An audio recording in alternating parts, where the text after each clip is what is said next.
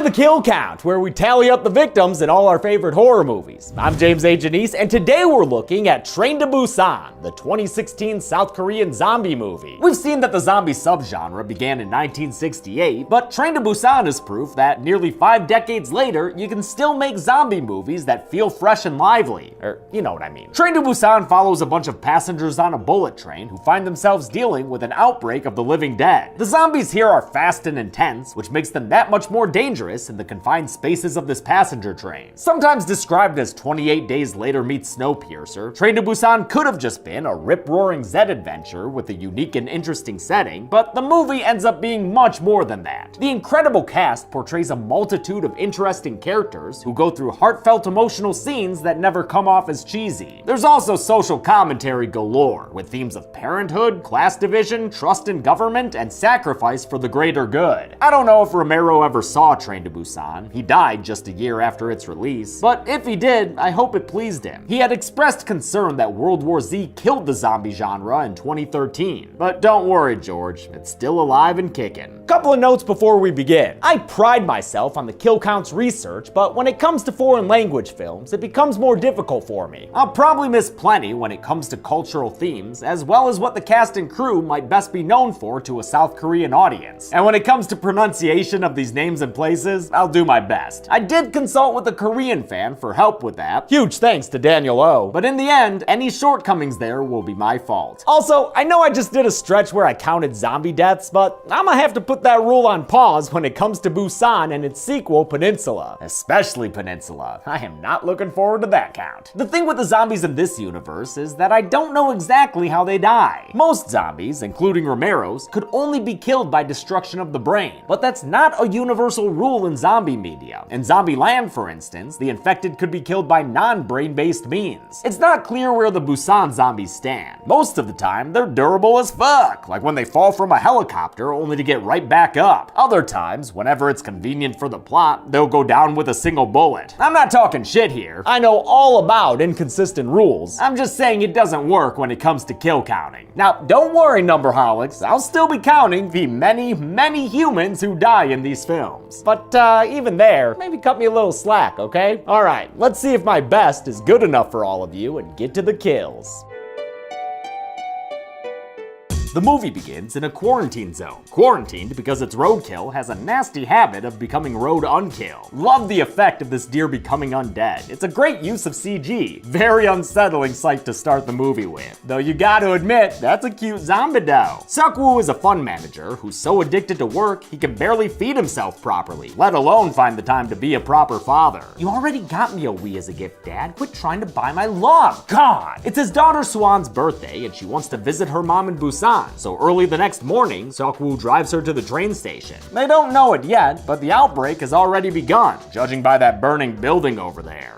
That's funny. The skyscrapers usually aren't ablaze before noon. KTX 101 is a Busan-bound bullet train, and since it's where we'll be spending most of our time, let's briefly get to know the occupants. There's a little cappy guy, Conductor So-kyung. He's pretty cool. There's also a team of baseball boys who are headed to an away game and who are joined by their classmate Shin-hee, who signed on as their cheerleader, just so she could travel with her crush Jungkook. 야, 넌 내가 좋다고 하면 그냥 감사합니다 하면서 받아들이면 돼, 네 운명을. I love his teammates chanting, "Accept her!" 받아줘! 받아줘! Goobo gobble, goobo gobble. Jungkook is played by Chae Woo-sik, who would later play the son in the brilliant Parasite. Jin-hee is played by Soi, who had previously been a member of the girl group Wonder Girls. This seemed to cause great excitement among the other cast members. 시사회도 오겠다고 하고 제가 초대해서 언제 올 수가 오나요? Rounding out our side passengers right now is a pair of older women, Jongir and her elder sister Ingir, who has an aid to offer in these soon-to-be trying times. Seok-woo and Suan join all these and others on the KTX 101 as it prepares to depart. Before it leaves, a stowaway woman gets aboard unseen. Looks like she's running from a disruption in the train station, which Suan notices after the doors are locked and the train is in motion.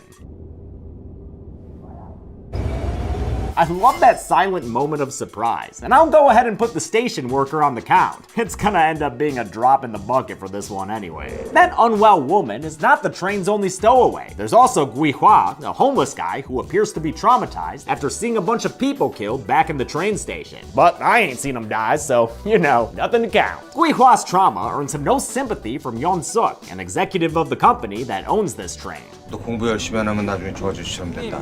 나오세요. 우리 엄마가 그렇게 말하는 사람은 나쁜 사람이랬는데. Haha, get fucked, Yeon Suk! In actuality, everybody about to get fucked, thanks to that stowaway woman who's now varicose and stumbly. And dead! She collapses, and after a train attendant finds her, she rises once more to do freaky zombie stuff with her neck. This rabid Zed attacks the attendant Minji, who gets as far as the train car with the would-be baseball stars before she succumbs to all that nomin on the neck. Good job, infected lady. You proud of yourself? I guess so. The train's patient Zero and her quickly reanimated first victim attack everyone else in the train car. And here's the deal. I'm gonna be casual with this count, okay? I'll go by attacks I actually witnessed taking place against non-zombie humans, which in this case gives us 4 kills to add to the count. Chaos ensues in the back of the train, and the scared staff and passengers begin running towards the front. One dude succumbs to his wounds while running and turns into a zombie as another attendant is tackled by his now infected co-worker. As she ravages him, 3 other people are killed in the background, and by time she's moved on to attack a young woman passenger, the male attendant is already a zombie. Damn, this infection works fast. Sogwoo sees this happen, so he grabs his daughter and flees. Hurry, man, this snoring cam zombie is leading a whole charge of Zeds who are just rolling through this train car. Reminder that I'm not counting the mere appearance of zombies. I know that logically, their presence implies a kill took place, but it's, you know, come on. Actively turning into a zombie while we watch though? That's a human dying, so I'll put it on the count. Right in the path of this zombie parade is burly Songhwa and his pregnant wife Sung-gyun. They realize something's wrong when they see a woman getting her neck bitten out, and though Songhwa isn't able to help her, he is able to hold his own against one of these zombies. Cause this man here, he's a badass, no cap. The other non-zombified passengers reach the front car, including Sok-woo and Suan. When that COO Yeon Suk says to close the doors behind them, Sok-woo complies, like the good middle management worker he is. Damn, dude, sliding that door shut on a pregnant lady? Well, Songhwa ain't about all that and gets himself and his wife into the car. They realize the zombies are only aggressive if they see them, so Soon-young paper-maches a screen over the glass door. It calms the Zeds down and gives us our first respite of the outbreak. Songhwa calls out Suk-woo as a dick, and we get the standard zombie movie argument over risking your life to save others. 사람이 뛰어오는데 코앞에서 문을 닫아? 돌았냐 이 새끼야? 그거 말 조심해요. 당신만 위험했던 거 아니니까. 이런 새끼가 다 있어. Suk-woo gets a phone call from his mom Shushir, who says everyone around her is fighting. We hear her die and become rabid over the phone, and since we met her in an earlier scene, I'll put her on the count. What's that though? You hear a dull thud and a disappointed wonder what that might be. The train gets to its next station, but very wisely doesn't make a stop. Thankfully, it passes by slow enough for me to pick out and count 9 kills taking place there. People getting chomped on by these energetic zombies. A politician on the news responds to what he describes as riots breaking out in major cities. This zombie outbreak has happened during a time of political upheaval. Many early scenes mention growing protests on the news. 안 되긴 뭐가 안 되지? 나를 어저렇게 뻑하면 대모질이고. 옛날 같으면 저런 것도 싹 다 잡아다가 그냥 정신 번쩍 차리고. 예, 그런 말 하면 못 써. I don't know a ton about Korean history, but it sounds like Cheongir is referring to the Samcheong re-education camps built under military leader Chun Do-hwan's Fifth Republic in the 1980s. He was the last leader before South Korea's current democratic government and presided over the Gwangju massacre, where hundreds of protesters were killed by the police and army. Understanding that national history gives a lot more context and weight to the government's response in this movie. 시위에 따른 혼란으로 도심 일부가 일시적으로 마비되었고 국민의 안전 보장과 사태 확산 방지를 위해 최우선 조치를 취하고 있습니다. Heavy themes to weave into your film, but as we've seen, zombies were founded on cultural commentary. They were also founded on memorable scenes like this one of zombies falling off a chopper and chasing after skateboarders. Great stuff. No visible kills there, but other news footage does give us 2 extra kills to count, as the word zombies trends online and the government man says to trust them. Everything is gonna be just fine. During this downtime from zombie attacks, we're able to get rich character character moments, like when Suan gives her seat to Ingir, something her dad doesn't approve of. 지금 같은 때는 자기 자신이 제일 우선이야. 알았어? Seok-woo's selfish mentality probably stems from his career at a hedge fund, which Sang-hwa learns from Seok-woo's daughter, Suan. 개미할게, 개미할게. 윤상아, 너 애 앞에서 못한 소리가 없어 진짜. 괜찮아요. 다들 뭐 그렇게 다 생각하시니까. Such a good scene between these characters. Suan Kim is adorable as young Suan, and the other actors are very natural and likable. 이거 아저씨가 만든 거야? 맞잖아.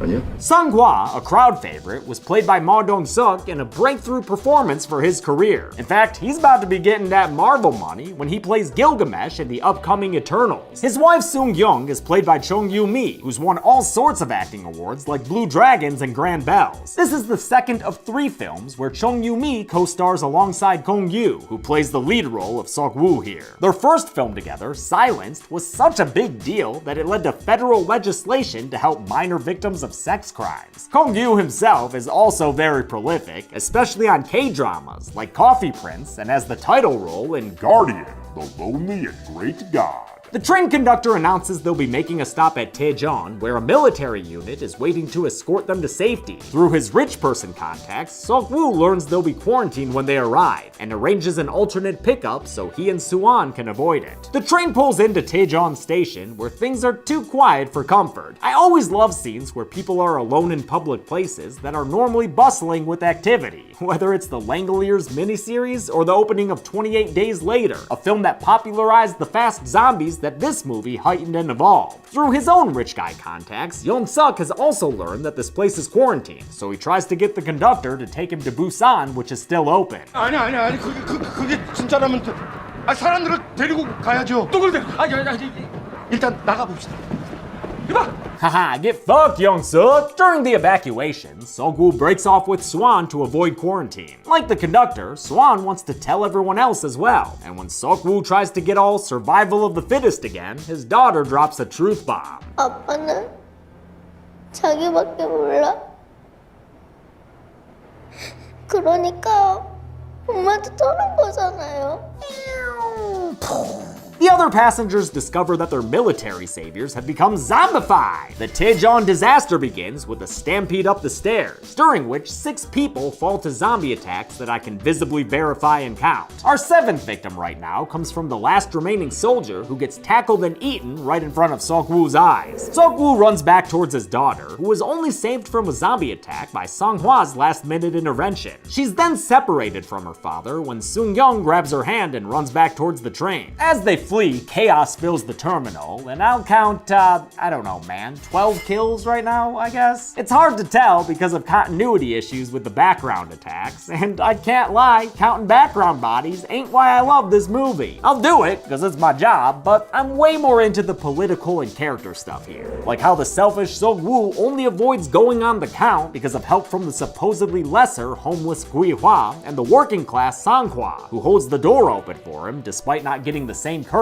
earlier. A group of 6 random doofuses unwisely open the back train car and get devoured by the zombies that pour out of it. Good job, folks. The survivors begin loading back onto the front cars, which takes quite a while, much to the frustration of Yeon-suk. Can't take too long, y'all. These zombies are breaking through the windows to get at ya. This rainfall of Zeds causes a split in the survivors, and a small group gets separated and stuck in a back train car. Though Shin-hee wants to wait for her friends to return, Yeon-suk convinces an attendant named Ki-chol to tell the conductor to depart the station. That means the train is leaving the baseball lads and the 2 male leads behind. They give up trying to hold back this tidal wave of Zeds, and as they run to catch the departing train, 2 of the baseball boys are tackled and killed. Oh man, that is gonna be one athletic zombie right there. Although honestly, everyone in this film is athletic. Watch as Jungkook and Seok-woo jump aboard this moving train. Sang-hwa does as well, but only after grabbing a police baton and shield. They prove that it was worth it right the fuck away. I know most zombie movies are physically demanding for their cast and crew, but with Train to Busan's super high velocity Zeds, these shoots seemed especially intense. Hell, in this scene, it looks like Ma Dong-seok tripped and nearly fell into the train. He definitely busted up his hand during the fall. But it seems like everyone was on board for the physicality and acknowledged its difficulties while keeping things light. 아까 서구 형은 좀 지금 2배 정도. 네. 아니 지금처럼.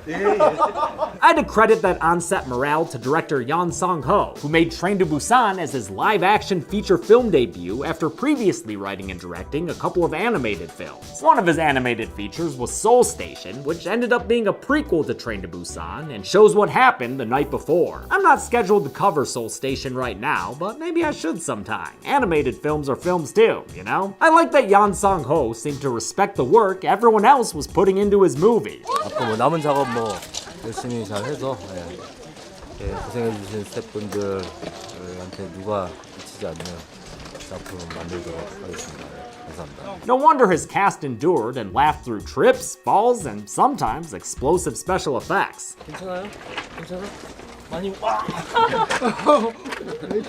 운것 같아. 얼굴 부었어 지금. The train's now on a non-stop trip to Busan with 3 separated groups of survivors. Most are in the front car with Young-suk and Ki-chol. The bust-em-up boys are trapped in car number 9, and some of the most vulnerable are stuck in the back, with zombies trying to get them through a bathroom door. Sung-kyung calls Sang-hwa and tells them they're in car 13, 4 cars away from their present location of car 9. An unspoken agreement settles between Seok-woo, Sang-hwa, and Yongguk to endure these cars full of zombies and go on a rescue mission. The first car, number 10, is tough but doable, especially with the slab of man that is Sang-hwa leading the charge. It was funny to find out that Ma Dong-suk had been Gong-gyu's personal trainer prior to this film. His physicality is enhanced by the way these action scenes were shot by Sung-ho and his cinematographer Lee Hyung-duk. Even though it all takes place on a train, the action never feels claustrophobic or cramped. Their setup for shooting the train scenes looks extensive and awesome. The interior train set was surrounded by green screens and scrolling projection walls, with dolly tracks all over the place and removable sides to get long tracking shots. Brilliant. They fight their way into car 11, which is full of Yongguk's undead former teammates. Rough, kid. When the train enters a tunnel, the zombies stop attacking and instead just sniff around. We knew this movie's zombies function mostly via sight, but now we learn they're basically blind in the dark and can easily be distracted through sounds. Another tunnel and a ringing phone gets the guys through car number 12, allowing them to briefly see their loved ones before the train emerges into light again, scaring the survivors into separate bathrooms. There, the boys bond, and Sang-hwa buries the hatchet with Seok-woo.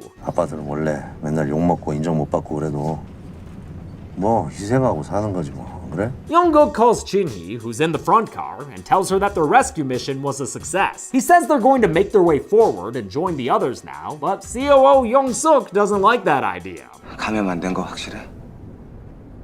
감염 안 된 거 확실하냐고! He tells Chin-hee her friends aren't welcome in the front, and gets everyone else in the car to silently side with him. Except maybe Chong-gir. She's got a sister back there. By the darkness of another tunnel, the survivors in the back make their move. They use the luggage racks to sneak past the crowded train cars, and with the help of a noise distraction, they manage to get by. Seok-woo learns to look out for other people when he helps the troubled Kui-hwa, and that's nice. But when they reach the front car, they find that they've been locked out, and that's not nice. Young-suk has used his powerful status to take control of the remaining passengers. Some of them seem troubled, but they're all being complicit, especially Ki-chul, who keeps Chin-hee from helping the folks in the back. Yongguk bats away at the door in front of them, while Sang-hwa tries to keep the one behind them shut. One zombie gets their head through and manages to sneak up and bite Sang-hwa on the hand. Sung-kyung sees it happen and knows what it means, and since Sang-hwa knows as well, he asks Seok-woo to help get his wife out of there. It's all about sacrifice, after all. The last thing he tells his wife is the name he wants for their unborn child, causing a very emotional moment as the zombies break through. Sang-hwa puts up a hell of a fight, even using one zombie as a barricade against the others, but the virus eventually overpowers him, and he becomes one of them while he's overrun. The front car has been trying to keep the others out, but with Seok-woo's help, the back and forth finally ends. Most of the back car survivors make it through to safety, but In-gear is just a bit too slow. As her sister watches, the zombies catch up to her and take her down. Seok-woo assaults Young-suk for keeping them locked out, and in a cowardice act of defense, Young-suk accuses him of being infected. He and Ki-chul lead the nameless remaining passengers until they're shouting at the newcomers to quarantine themselves away.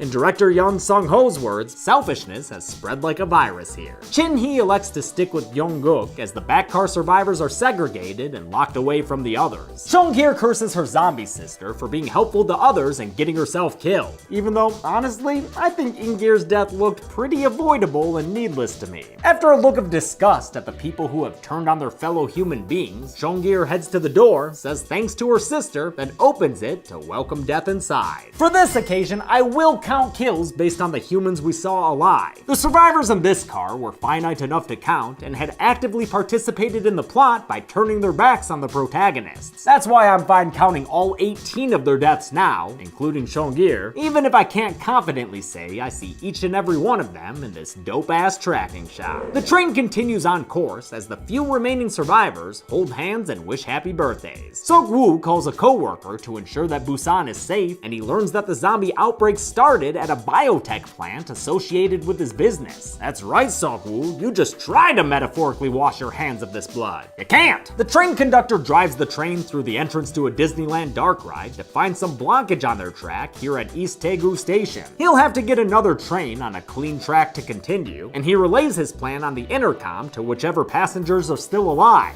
which, thanks to a bathroom, includes Yong-suk and Ki-chul. 부디 생존자분들은 안전하게 이동해 주시기 바랍니다.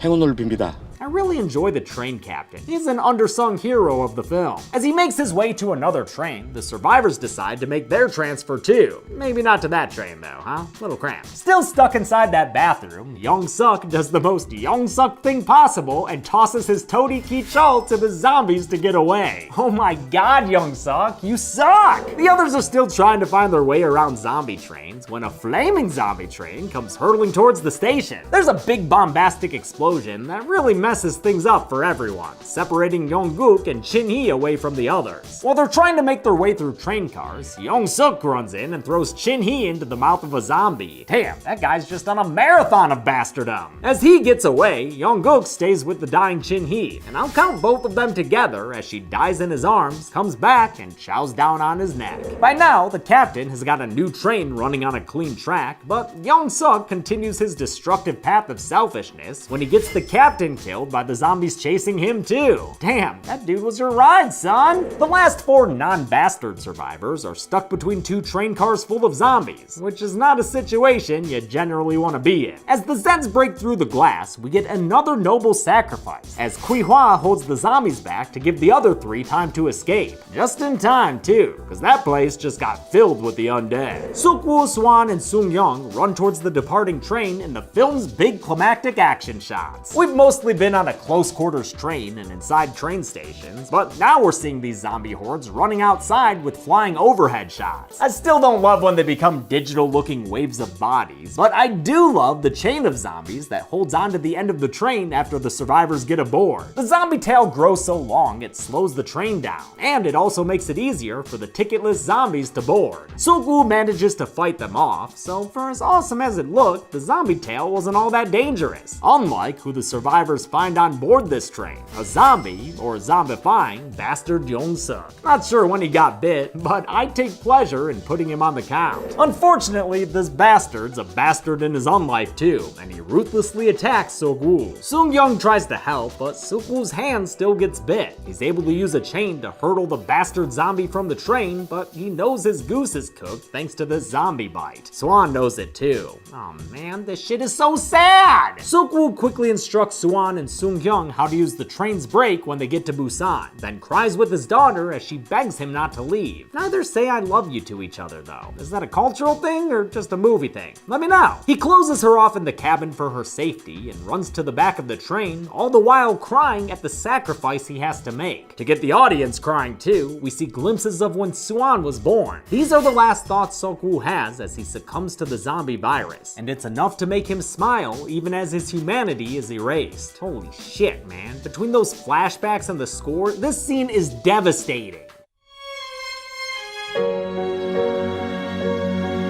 Oh my God, I'm with you, Swan. My heart. The train continues towards Busan until it reaches a roadblock in front of a tunnel, which has, I think, 46 bodies strewn about. At least that's how many editor Josh counted for me after I gave up. He said it was difficult because some bodies just disappear between the various shots and angles, but he did his best, and I thank him for that. So 46 it is. Sung-kyung and Swan make their way. Oh, come on! What is that? 39 bodies in the river there? Fuck! Quit floating around. Josh is trying to count you. Anyway, Sung-kyung and Swan pass all the bodies and walk into a tunnel. On the other side, a blockade has been enacted, and the soldiers there are given instructions to shoot, just in case the figures walking towards them are infected. They're about to Night of the Living Dead this shit when Swan's voice rings out singing Aloha Oi. She had said earlier that she learned this song for her papa, and the movie ends with it saving her life. 다시 만날 때까지. How many people died in this rollicking ride of a zombie movie? Well, I'll tell you, since this is my stop. Numbers, here I come. We counted 166 kills and bodies in Train to Busan. Zombie movies, right? The gender breakdown's not all that interesting, because most of the bodies were too blurry in the background to tell, but with a runtime of 118 minutes, that left us with a kill on average every 42.65 seconds. I'll give the golden chainsaw for coolest kill to Sang-hwa. Almost every kill in this movie is a variant on biting or turning into a zombie, so I'll give the award to the strong boy who held zombies off as he died. Dull machete for lamest kill? Well, pick up the phone, cause it's Granny Chushir, whose death was heard but unseen. And coolest corpse for my favorite zombie will go to the stowaway woman because of the excellent physical performance by actor Shim Eun-kyun. She's the first zombie we see fully in action, and boy does she set the bar high. And that's it. Train to Busan came out in 2016 and would be followed by a standalone sequel called Peninsula. I'll look at that next week, but until then, I'm James A. Janice. This has been the Kill Count. Thanks a lot for watching this week's Kill Count. Sorry that we didn't have time to make a trailer for next week's episode, but you know that it's Peninsula, so check it out before the Kill Count. I want to thank some patrons like Julia Gaines, David Tobin, Felix Navarrete, Brian Holbrooks, Gabriel Warren, and Lakin Lindsay. Just a reminder that the Sunday Kill Counts were for May only. We're back to one Kill Count a week, so me and my editors can sleep. There will be the live stream hangout though in 2 days on Sunday, so tune in at noon Pacific for that. Thanks everyone. Be good people.